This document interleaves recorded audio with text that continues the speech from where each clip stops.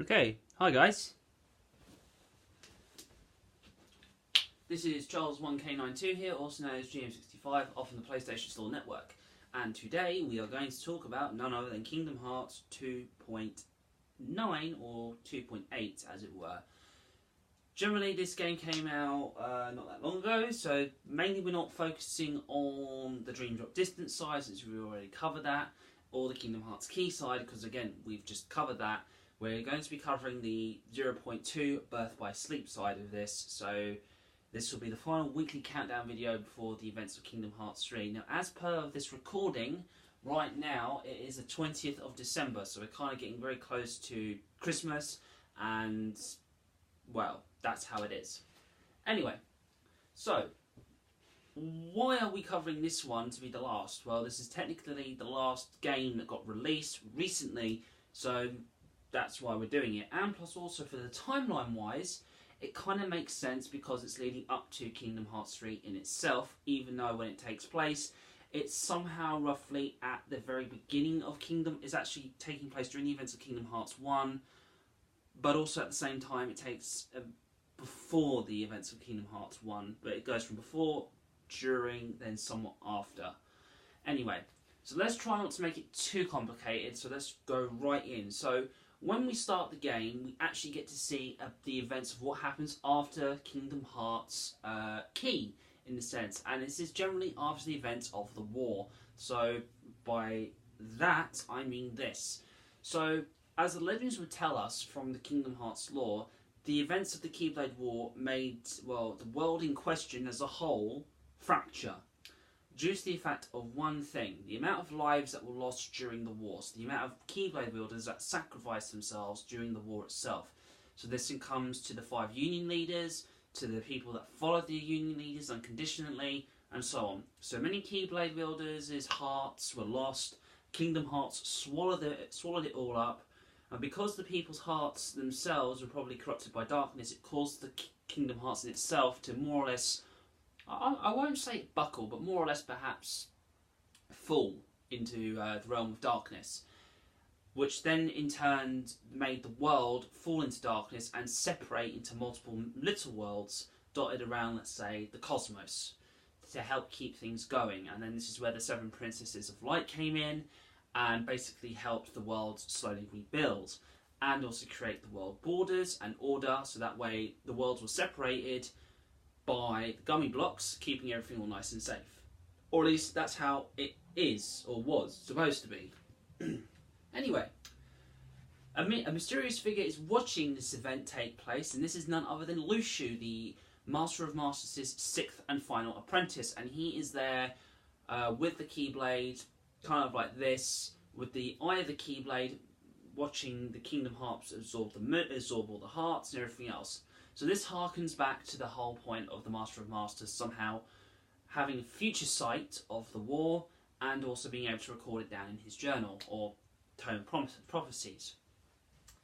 So for some strange reason we were shown this, and I suppose this is just to say, well, look, this is what happened after the war, this is generally what took place. Now I would surmise maybe Yin Sid is telling us a story about what he was able to find pieces of information on, I guess. I don't know why, but Yin Sid is more or less talking about the Keyblade War as we go into this game, so he is referencing it, and this is probably, well, not saying he knew that Luxu was there, but perhaps maybe there was a way for him to maybe find out, well, look, this is what happened after the war. I mean, I know about this because, keep in mind, he is a very old man, and he probably has a lot of ties and connections to worlds because he's able to sense things out in the cosmos. He's able to see things in the stars and tells you what a star can represent. And people have been alluded to being stars as well. Terra, Aqua and Ventus were seen as stars from Yin Sid's tower, and when the three of them disappeared, their stars seemed to have vanished from the cosmos, meaning that he couldn't see what has happened to them. Anyway, moving on from there. So Yin Sid is not on his own. He's got King Mickey, he's got Riku, and he's got Kairi. Now, where is Sora in all this, I hear you ask? Well, after the events of Dream Drop Distance, Sora went back to the Sleeping Worlds, or to the Dream World, to thank all the Dream Eaters. So during this time, Sora is actually in the Dream Realm, as far as I can piece together. So he's still there, taking his sweet time, thanking everybody. Anyway, so what is going on then with this game? Why are we discussing this? Well, we are actually going to be playing as Aqua, but before we get to this, King Mickey has to do a bit of explaining to say that he had met Aqua once before in the Realm of Darkness, and he'll be able to explain more or less what he was able to find out, I would assume. Anyway, so when the game starts, we play off as Aqua the moment she finishes her story in Kingdom Hearts Birth by Sleep, meaning that the moment that Birth by Sleep is finished, when we get to see the cutscene of her seeing the Castle of Dreams, this is when 0.2 literally picks it up and continues. So, she goes in, she faces off a couple of Shadow Heartless, and she continues further into that world. And eventually she comes to the point of where she's in this more or less the settlement of the Castle of Dreams. Although she never physically went into the settlement before, during Birth by Sleep's time, but at this time of the game, she's at the place where all the residents would have been, where all the townsfolk would have lived, where the people of the world would stay. And this is where, for the very first time, you can make a very good, accurate statement of why it's so desolate. So, if the world was alive, and this was set in Kingdom Hearts 3, where NPCs would be seen everywhere now, you'd be able to see the life of the world as it was. So you'd be able to see people going and doing their daily business, you'd be able to see the animals, the plant life, everything. And because of where she is trapped within the Realm of Darkness. Now in the Realm of Darkness, there is no life, as it were. Life is basically non-existent, except for the Heartless. The Heartless are the only creatures that will always inhabit the realm. They stay there, they live there, it's their home. Now, if a world were to fall into said Realm of Darkness, what becomes of the people that perhaps maybe are stuck on that world? Well, there's a multitude of things. One of these options is that they will be consumed by darkness and eventually become heartless themselves, becoming shadows. Or the non-very nice way about it is that their life will be extinguished completely, meaning they probably won't become a heartless, they will just die because of the shock of going from, well, the Realm of Light to the Realm of Darkness. There is death, and death is possible, and people can die. It just means, well, either you become heartless or you don't. So, we're just going to leave it from there. Now, Aqua does make a reference to this, the whole meaning of the life of the town, for example, of the world. So she refers to the people, the cats, the dogs, even plants and flowers. So there's generally nothing here. I mean, sure, there are some parts of the world that are around, but it's lifeless. There's nothing really going on here. And the other thing is as well is that time has stopped, because there is a fountain that's actually within the town. I wouldn't say it's in a square, but it's more or less in the open area, where there's a fountain and the water itself is frozen in time. So you can stand literally on top of the water itself and not fall through, because it's like a solid mass. It's like it's just been frozen. Anyway, so Aqua makes her decision to proceed up towards the castle, but the castle somehow does something because it has a clock tower. Now, because there's no time involved in the Realm of Darkness, everything is stuck in place, as I said, but the clock advances forward, meaning that time itself causes the world to collapse more. Aqua then realises this, and she finds the gears that are located within this space of this world. When she hits one of the gears go back to the clock and reset it by an hour. Not only does the world somewhat repair itself, but also Aqua has maybe faint memories of her past trips when she was in the Realm of Light. And she also gains some of her old abilities back. Meaning, it's just more or less, the more that you progress through this, the more abilities that you sort of unlock. So she continues through this, and she continues to hit more gears and reset the clock world back to how it was, where she could just cross a bridge to get to the castle. Now she does come across a multitude of Heartless, and even a boss Heartless known as a Devil's Tide, Demon's Wave, well, whatever it is. It's basically a load of Shadow Heartless clumping together in this, like, somewhat tower, I guess. So it's like a small tower of Heartless. That can openly attack you all the time and send other little Shadow Heartless to skitter around and attack you either way. So she beats this creature and it flees, so it disappears. And she proceeds forward. She then meets up with Terra, although this isn't really Terra, this is more or less a memory of her meeting Terra during the events of Birth by Sleep. So if you can recall back to the time when she arrives in the Castle of Dreams, Terra is coming down the staircase, calls out Aqua and she has a conversation with him. This is where she's getting a memory. Now, some have speculated that this could be the work of darkness, and others could say, oh no, this could be the light. Actually, it's the darkness that's involved here. Now, why is this? Why is the darkness more or less showing her events that have previously happened? Well, because she's somebody from the realm of light, she doesn't belong in the realm of darkness. So the darkness has to obey more or less the rules of nature here and try and more or less convert her into darkness. So either to get her to submit to darkness, to turn her into a heartless, or basically allow her to become reliant on it. So somehow the darkness has to convince her to more or less abandon the ways of light and to become part of the darkness. To say, listen, it's much more dark, it's much more fun on the dark side. Just give up your delusions of being in the realm of light and just stay here. Anyway, she's not necessarily having it, and it's basically trying to play on her emotions. So, to put it in broader terms, she feels more or less bad. So the memories that she's got from, let's say, of Terra are, obviously she has good times, but the bad times can somehow, is more or less overwhelming her, let's say, judgment, or her decision making, or her conclusion. Because she believes that Terra is safe in the realm of light, and she doesn't want to be constantly reminded of the fact that she's made that sacrifice. So she wants to more or less put it behind her and move forward in the hopes that she'll eventually find a way out of this realm.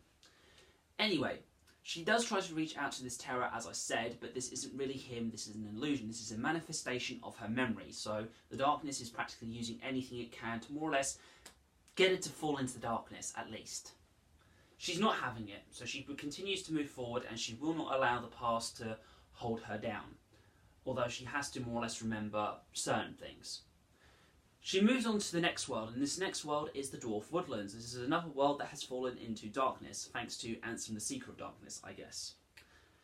So she comes across where the dwarf's household used to be, or is, and she also finds the glass coffin which Snow White herself was laying in, but only to find a sleeping Ven.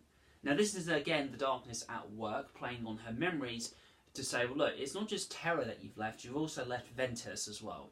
Now Ventus is at this moment in time unconscious because his heart's no longer within him, it's actually within Sora. So she's left Ventus in a very safe place in the hopes that soon she'd be able to wake him up. And this is where her promises are more or less now, well, blowing in the wind, as it were. She's made a promise to Ventus to say that she'll come back with Terra and that they'll help him kind of come back to normal.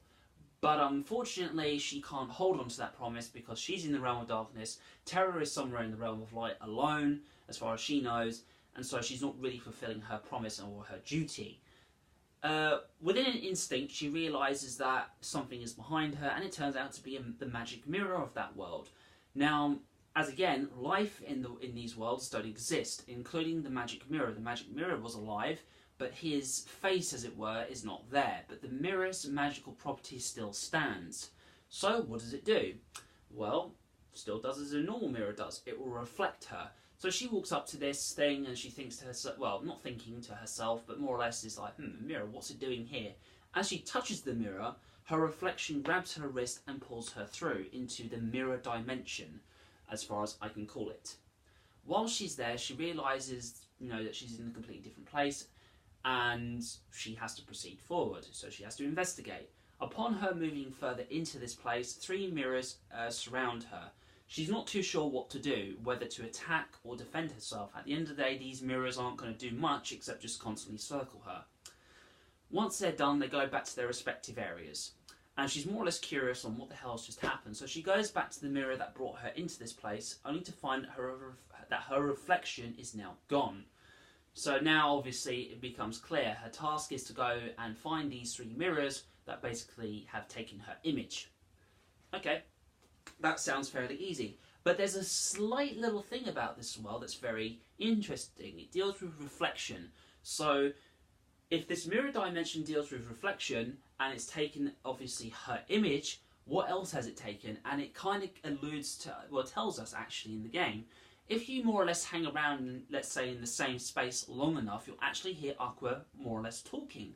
But it isn't our Aqua talking. This is her, I wouldn't say true self. This is a self of her, which is where her self-doubt comes in. So a Keyblade Master as she is, has not been able to more or less do her duty, which was to keep her friends safe, keep the world safe. So basically this version of Aqua is more or less tormenting our Aqua, the one that we play as, more or less giving her self-doubt. So say that, you know, you failed as a Keyblade Master, you didn't do your job properly, you failed at this, you didn't keep your friends safe.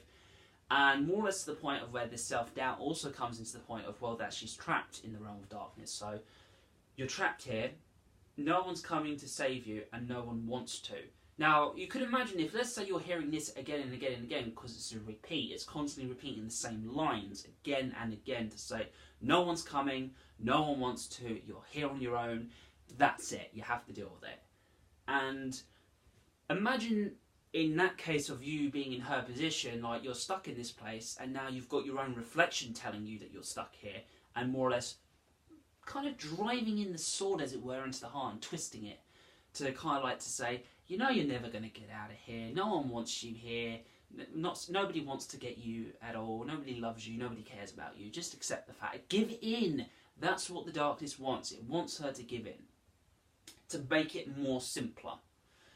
She is refusing outright, so she's constantly challenging her reflection. She beats it 3 times. There is a 4th or a 5th time where you have to face your reflection, but that's to do with the Zodiac challenges, more or less after you clear this section of the world. So once she finally beats this version of her for the 3rd and final time to go along with the story, her reflection comes back into the mirrors, so meaning that she'll be able to see herself in mirrors in a sense. Anyway, so she more or less makes this reflection upon herself to say that she spent quite a long time here in the realm of darkness, and she's also been talking to herself. So she doesn't have anybody else to talk to except herself, meaning that not only is it playing on her psyche, but it's also playing with her heart. And she even does state to say this, that she thinks that the darkness is starting to find cracks within her integrity, meaning that her weaknesses might be shown at this stage, which it was, and the darkness might have now found a way in. So the darkness in itself always wants to find any means or methods to kind of get to you. And if it finds a way, it will abuse that and rip it open, even making the hole even bigger. She moves her way through this world, and she finally comes to the world known as the Enchanted Dominion. So this is the 3rd and final world that she will visit from her previous adventures. Now, upon her arrival, she sees 2 figures in front of her, and these are both Terra and Ventus. Now, they don't say anything, but they more or less move away from her, as if they're leading her somewhere. So, now at this point, she doesn't really care of the consequences. She wants to see her friends that much. So, she charges forward. Now, during this time, this world was under Maleficent's, not care, but this was under Maleficent's rule at some point, meaning that her thorns have got a huge activity in this world. Even though it's fallen into darkness, the thorns somewhat play a very hefty role. Now, they are constantly preventing Aqua from proceeding forward. She even goes through, let's say, an entire forest of these thorns that keep on preventing her from getting any closer to her friends, as it were. Now, eventually she comes across a multitude of Heartless, mainly the water body ones, the flame ones, and even the rock variants of them as well. Also different Shadow Heartlesses, Neo Shadows, and even some bat-like creatures as well, Wyverns or whatever. But she also comes across the Dark Sides, which are basically the bigger Heartlesses, which are also acting as bosses for this particular world in question. So she constantly goes through, and she even challenges to say to one of them that they're not going to stop her from getting to where her friends are, since she wants to be with them. So she makes her way to a respective clearing where Maleficent's castle once stood, but I'm going to guess it's gone at this stage because the world's already fallen. And she beats basically the dark side that seems to be more or less the most powerful one. So basically in a hierarchical sense, this dark side is the daddy of all dark sides. So she manages to beat it, and because it was constantly giving into this huge black spirit bomb sort of thing, which can end the world in itself, this exploded and caused all the other dark sides in the area to just vanish.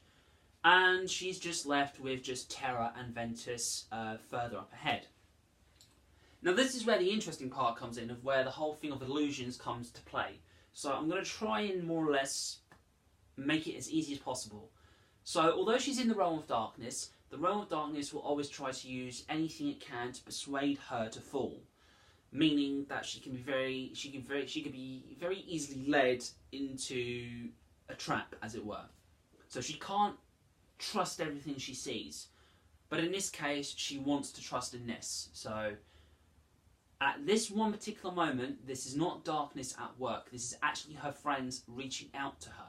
So Terra speaks back to her, so she is surprised by this. She even turns around and asks him, "You should be in the realm of light, why are you here physically?"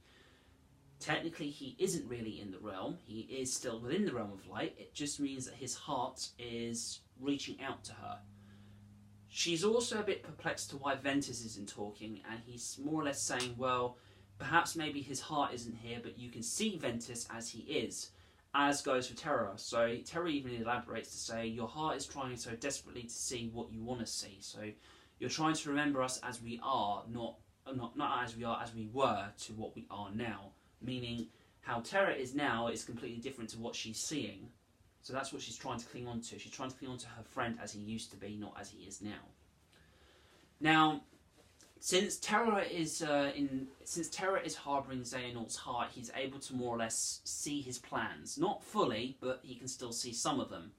Now, it's quite interesting that Xehanort wants to still find Ventus. Why is this? I mean, he's got his organisation as we know now, so why does he want Ven? Well, Ventus was a key cornerstone into making the Keyblade, so perhaps maybe he still needs him for that. Who knows? Anyway, Aqua turns around and says that he won't be able to find Ventus since she's hid him very well, and she's hidden him in Castle Oblivion. Now, while she's saying this, Terra himself is now struggling to keep more or less Xehanort in check, and then Xehanort takes over Terra. Since Aqua doesn't really pay attention to, him transforming, Terranort then turns around and says this place, is it the Chamber of Waking by any chance? Aqua says yes it is, and by the time she realises what has just happened, she's kind of let it slip. And she then kind of asks, well, who are you? Who am I? Surely you know, it's me. And he's about to try to say, it's me, it's Terra. Don't worry about the hair change or the eye colour change, I'm still Terra. But no, that doesn't work. The real Terra manifests back in, tries to stop Xehanort from taking control and perhaps maybe hurting Aqua, so he doesn't want anything to happen to her. She more or less tries to protect Ventus, even though technically he's not really here, but whatever.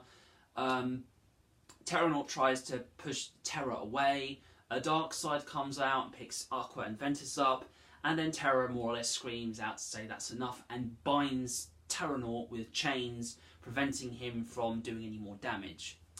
Aqua is then pulled in deeper into the realm of darkness and she faints a little bit. Or she just, not a little bit, she just faints.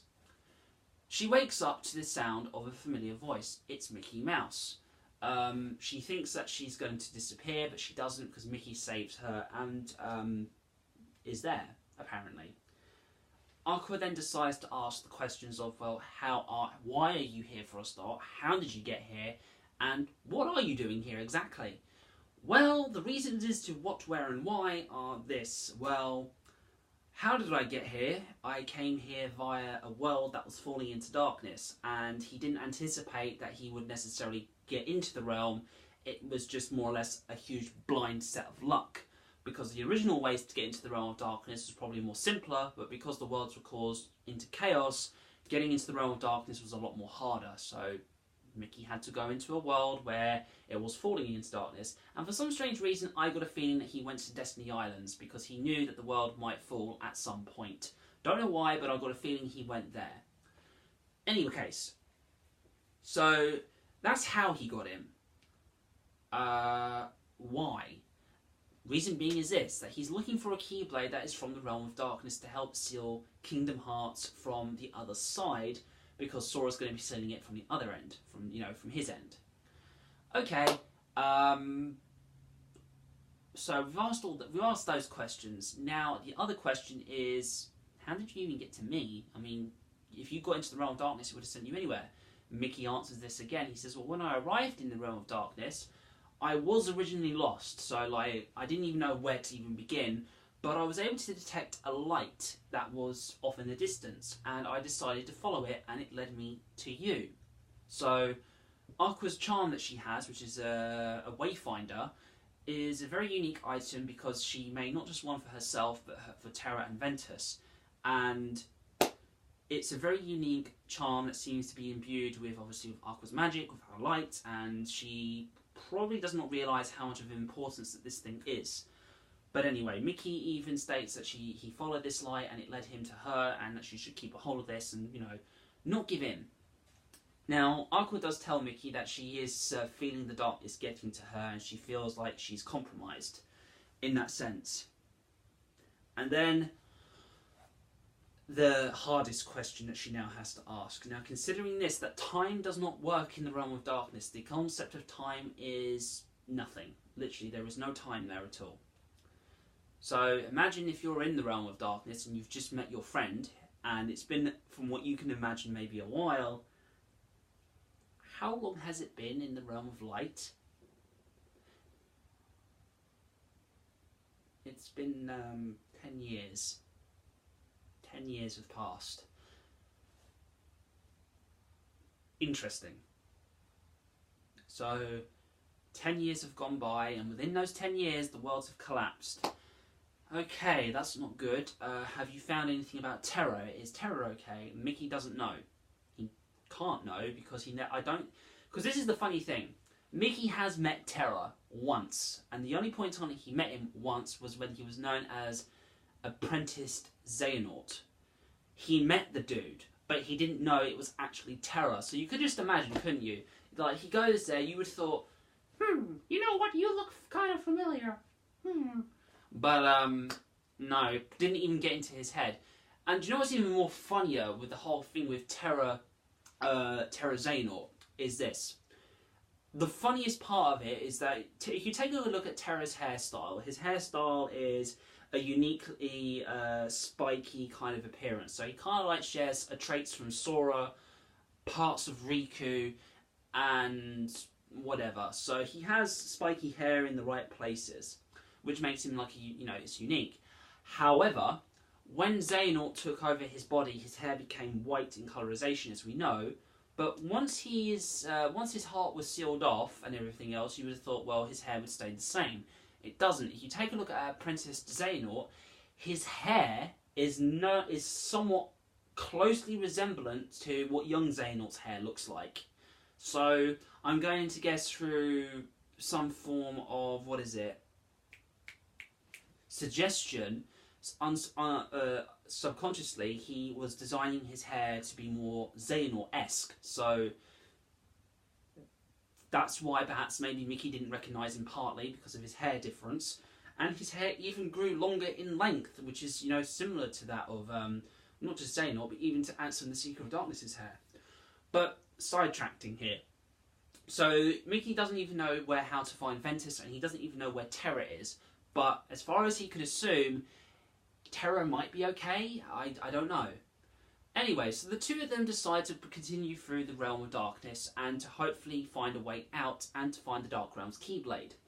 They do come into encounter with the Demon's Tide a second time, and they beat it and it flees. They eventually make their way to Destiny Islands. Now, upon making their way into the world, the Demon's Wave, or the Demon's Tide, comes back again for the third and final time for its kind of like final battle, as it were.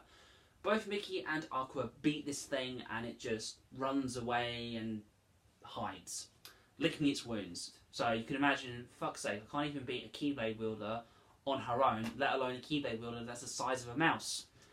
Anyway, so they find their way into Destiny Island's secret place, which was where basically the heart of the world once lied. They push the wooden door open to go into a very familiar place where the door of Kingdom Hearts in the first game opens up into the same room. Now, I would say at this point where they are, they're more or less standing on the border between realms here. So I'm going to say where they are is on the border between the Realm of Darkness and the Realm of Light. So Aqua technically has the chance then to escape this hellhole of the realm, if she can. So Mickey then picks up the Dark Realm's Keyblade and more or less explains that we need to seal this door from both sides. And he also states that this Kingdom Hearts, although it's not the original one, it's actually a lot more smaller, but it still provides a threat to the rest of the world if we don't seal this off correctly. So although Sora could use his Keyblade to seal it off, unless Mickey seals it off on the other end, the door can still be made. The door can be actually forced to be made open. Now Aqua elects herself to more or less help with the closing. Mickey says that job has already been taken by somebody else. It's actually by Riku, so she can't really do much except help keep Riku safe, which she does. Now the Demon's Tide comes back again, and it more or less knows that Riku's in the Realm of Darkness, and it wants to hunt Riku now because, you know what, Riku's going to play a very important role. Aqua decides to get in between him and the Heartless, and she saves his life without him even realising it. Mickey is then flung away once this creature somehow breaks its chains, and drags Aqua back into Destiny Island, back into the Realm of Darkness. And the door is slammed shut and disappears, meaning Mickey can't do anything. So Mickey does the only thing he can do, which is help Sora seal the world off completely from Kingdom Hearts and save the worlds and bring everything back into balance. Meanwhile, Aqua is still dealing with this Heartless and slays it at the very end, or at least we think that, since she's laying in on the beaches of Destiny Island, more or less relaxing. So good, finally it's over. But she can't enjoy this because she doesn't belong in this Destiny Island, because this Destiny Island has now been remade as it used to be, and it's going back into the Realm of Light while she's still stuck in the Realm of Darkness. So for 10 years she was stuck. She nearly got out, but she was forced back in again. So she's probably been in the Realm of Darkness for maybe about 1 or 2 years at this stage. So she's probably been there for about 12 years, I think. Probably 13 if we want to make 13 a unique number. Anyway, so after this explanation, Riku is more or less surprised and also pissed off, meaning she saved my life and you're now telling me that you've held on to this information for so long. Why didn't you tell us? Why didn't you tell me? And the answer could have made obvious. It's like, you can imagine what would have happened if we told you. If, let's say, you couldn't go, Sora. Knowing Sora, he would just blindly go to the Realm of Darkness without a single thought or care in the world, and would not even think of the consequences after. He wouldn't do that. We know it. Everyone else should know it. Sora, although has a big heart and he'd help anybody, but he's kind of a goofball and doesn't think before he leaps. It's quite evident when you think about this. It's just, oh boy. The boy's not clever, but he's got a big heart, so somehow this trumps it, I guess. But even Riku laments that he says that, well, he's kind of learnt to follow his own heart, and he's kind of learnt to be somewhat Sora-esque. So he wants to do the right thing, and he wants to help her. Kairi is also here as well, and reasons, I guess. So Mickey then elects to say, well, it's already been over 10 years.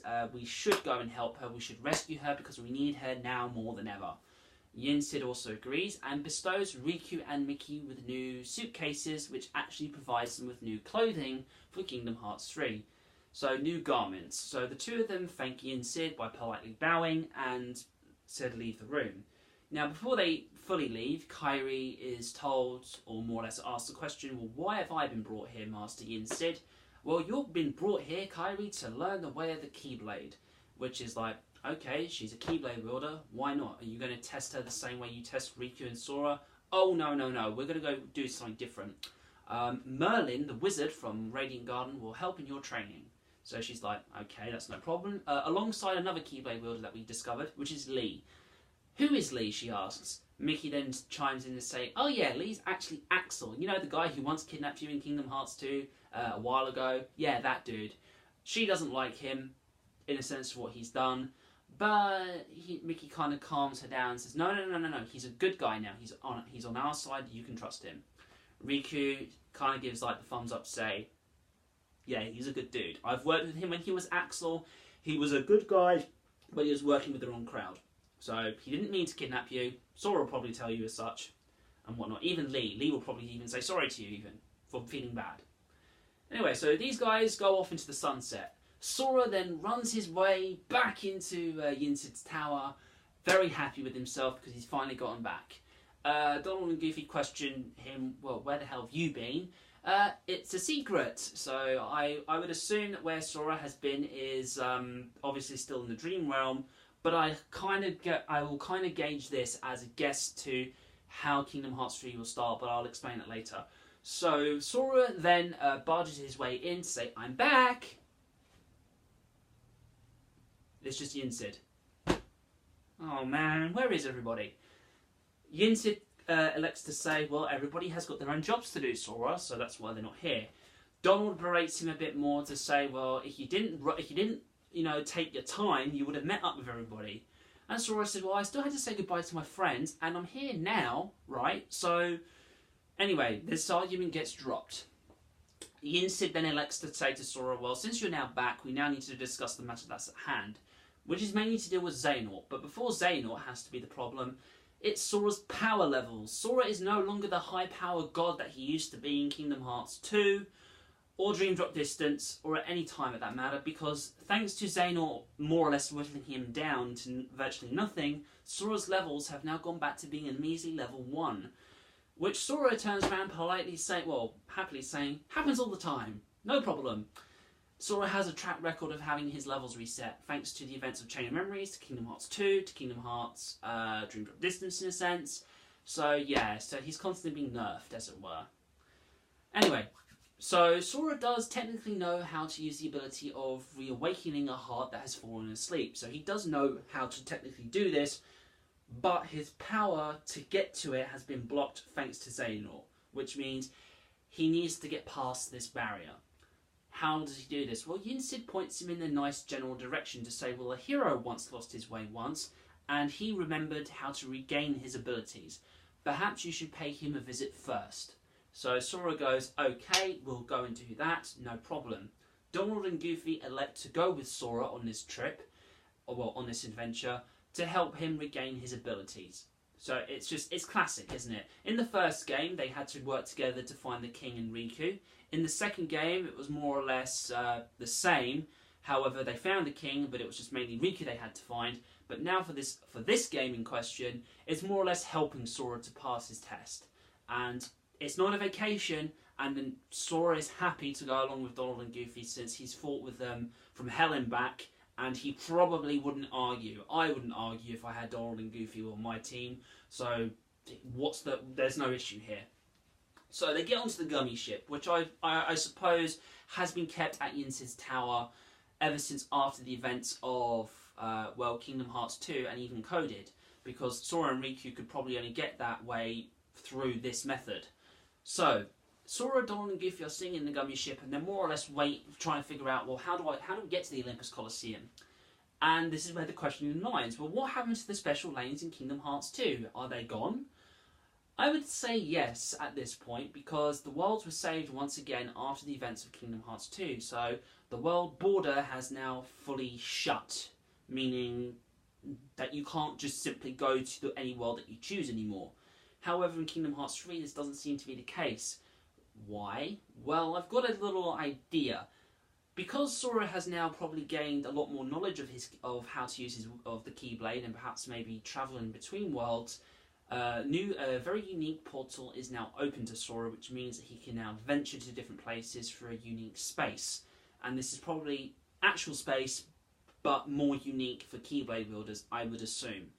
So, Sora doesn't necessarily know how to get to the world, so he tries thinking, he tries imagining that he's strong, but it's not working. So Goofy then coins the phrase, "May your heart be your guiding key." Both Sora and Donald don't even know this wording at all, apparently. Goofy even says, well, he remembers Yin-Sid always used to tell them this before they went out on their important missions. Not ringing a bell. Goofy thought that he might have imagined it. But anyway, so Sora then thinks of the wording, "May my heart be my guiding key." Aha! So he then summons the Kingdom Key, points it outward, and a portal opens, and they head off to the Olympus Coliseum. And that is where the game ends. Now, I'm more or less going to go on a little theory of mine of where the game for Kingdom Hearts 3 might actually kick off, as it were. So, you know that final cutscene that I've just roughly gone through? This cutscene will be seen again in Kingdom Hearts 3 because, well, in the recent, let's say, trailers and even, images that you can find on their official website actually show this exact same cutscene but in Kingdom Hearts 3 graphics. So it's not that very hard to believe that this game is, that this cutscene will be in the game. Now, at this current time, Sora probably would have left the dream world, right? So he was able to make a portal to go to the dream realm, so it stands to the reason that he has to make a portal to come back out of it. Now, if he can go into the dream world fairly easy, is there going to be an issue for him to come out? I would suggest so for one reason, because Twilight Town has been referenced as a world as a more or less tutorial level, meaning that this is going to be the world where we're going to probably learn how to control Sora, so how we're going to jump, how we're going to open chests, how we're going to free run if Sora's able to do this at all. So he's going to be on his own. So Twilight Town was a good staging area for Roxas, so why not reuse the same things again for Kingdom Hearts 3? But hopefully we don't have to grind out a lot of money just to get a fucking train ticket this time. Hopefully. Now, you might ask me, well, Charles, 1K92, why would Sora go to Twilight Town? He could just very easily go back to Yin-Sid's tower. Well, remember, Yin-Sid's tower is roughly located in the same space as Twilight Town, and because Sora being Sora, not knowing how to perhaps use teleportation correctly or gateways correctly, he's not going to be as accurate as possible. So he can go to the dream world because, you know what, that's a very easy place. It's just a different realm, surprisingly, and you don't have to narrow it down. So it's, in the dream world, you can see any dream he is at any one given time. Anyway, so he goes into the dream, so he comes out to the dream realm and he arrives in Twilight Town. So you can just imagine that he jumps through, he lands, and he thinks, right, I'm at Yin-Sid's. Oh. This isn't Yin-Sid's tower. Looks around and goes, ah, I'm in Twilight Town. Now, I could perhaps maybe say that Roxas might be more of a heavy influence. I don't know why, but perhaps maybe Roxas is trying to maybe show him something to more or less say, before you go, we need to do something first. Maybe, I don't know, but I reckon Roxas might have a bit of an interjection into Sora arriving into Twilight Town, because after the whole events that Sora knows about Roxas, how he feels and everything else, Roxas might have a much more heavy input to Sora's decision making nowadays. So Sora probably doesn't even know why he's here, so he's just going, well, okay, I've arrived in Twilight Town, didn't want to go here, but whatever. And let's just say this as well, that Sora might actually openly turn around and say this, because he does say this to Yin-Sid, that he does know that he is not at his full strength. So Sora might even question his ability now. He might say, perhaps maybe I'm not how I should be, maybe, or perhaps maybe it'll be this way. He'll say, perhaps maybe I should give myself a bit of a workout here, because I don't feel kind of right. I mean, if I'm not able to get to Yin-Sid's tower, there must be a problem. So this is where maybe, I don't know, we might arrive in the junkyard area and Sora might elect to, smack a couple of junk piles just to find out how strong he is. And if he finds out that he isn't that strong, then he knows that there's a problem, and this is a good way to perhaps maybe start the game. Now, I'm not saying that I know that he'll start off in the junkyard area. I mean, if it does happen that way, whew, bloody hell. But I would just say that he starts off somewhere within Twilight Town. Mainly because this is a tutorial area, and we could probably skip it, but perhaps maybe it's best not to, for story reasons. So we might meet up with Hayner Pence and Alette again, or we might not do. Something might happen in this world that we might have to pay attention to, predominantly for the tutorial stage. Now, Sora will venture through and eventually arrive at the train station, because the train knows the way to Yin-Sid's tower. So I hope that we can still use the train station in Twilight Town to jump between the mysterious tower and vice versa. So the train was very useful for that. Anyway, so from going from one place to the next, Sora arrives at Yin-Sid's tower, obviously, and Yin-Sid then gives Sora, the news, the information, and everything else. And I suppose when Sora turns around and says it's a secret, I reckon Sora doesn't want to more or less say to his friends, Donald and Goofy, I kind of ballsed up on the landing. So, and besides, when Sora goes into the we only know that Sora arrives in the tower, so we don't even know how he got back to Yin-Sid's tower. So I elect that he gets back to the tower via the train, since maybe Yin-Sid knows Sora didn't arrive at the tower. He might have had the train waiting near Twilight Town for Sora to use, just in case, if Sora missed his return trip way back. Anyway, so once Sora goes and does that, he speaks to Yin-Sid. I suppose then it will instantly gives us that cutscene. We then travel back to the Olympus Coliseum, and I reckon we may not. I don't know. I reckon what might happen is that we may have an instant portal between the Yinsid's Tower to Olympus Coliseum, or the World Olympus, meaning that the moment that we go from here, we instantly go to there, and that's when the game will properly kick off. And once perhaps maybe Sora is done in that world, we get to go back. So that again might be an instantaneous thing, so we'll just go from there to there, back to the beginning. Yinsid will say, well, did you get your powers back? Sora will say, yes, I've gained my powers back, I now know what I need to do, and everything else. And then Yinsid says this, well, before you actually go, Sora, I want to give you a present, I want to give you a gift. Please don't stop. Yeah, a gift. Sorry, my thing came up.